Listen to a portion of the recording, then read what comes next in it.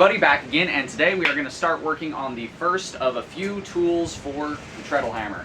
Now that the treadle hammer build is pretty much complete for the time being, we're going to start making some dies for it. Now the way I've got this worked out in my head is we're going to take some rebar, we're going to make a hardy shank that's going to go in the hardy hole here.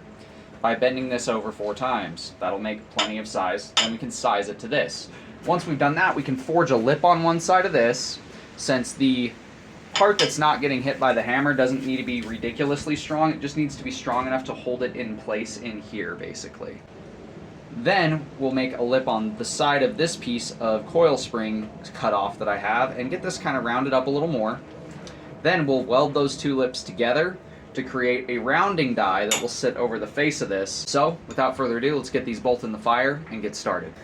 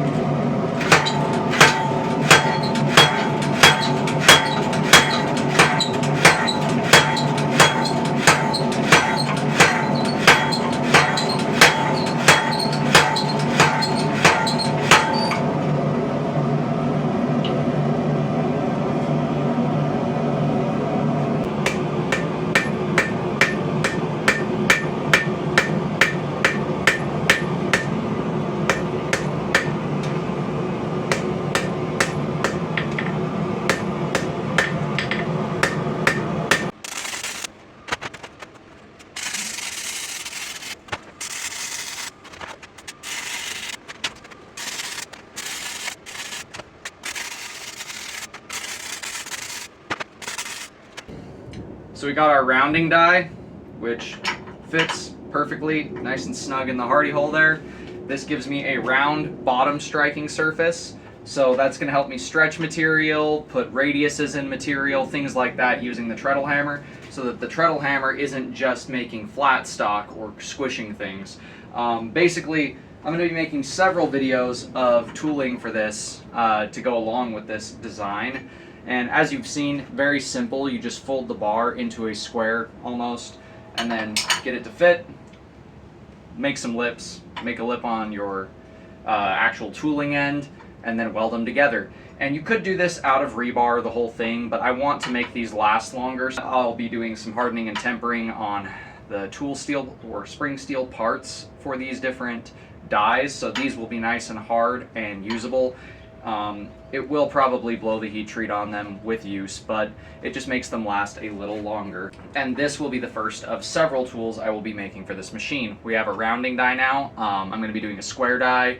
I'm going to be doing a even more fuller-like die. I'm going to be doing several different types of dies for this, and that's going to add a lot of utility to this hammer. The way that this works is, you know, if we're only squishing with a flat hammer on a flat surface, we'll only be able to do flat shapes. Let's make some radiuses, let's make some fullering tools, things like that gives this hammer a little bit more utility for me. So we've got our first tool of many, and all you have to do is weld the two lips together so it sits even on the anvil right under the hammer. That way when it strikes flat on the top of that radius, which is going to stretch the material better. But that does it for today's video. If you guys like what you're seeing, do me a favor, do that thing right there. Until next time, God bless, stay sharp out there. If you're looking for a custom knife, sword, polearm, whatever, check out the Etsy store. You know where to go. Link will be at the end of the video and in the description. And I'll see you guys in the next one.